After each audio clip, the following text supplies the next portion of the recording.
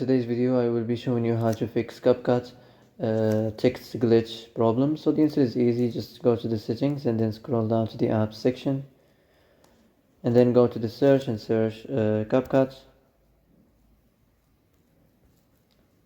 and next go to the storage, and here you will find this clear cache option. Click on it and you can go check it if it worked, and if it didn't you can try to restart your phone or turn the Wi-Fi off and on, or the Bluetooth or the airplane mode.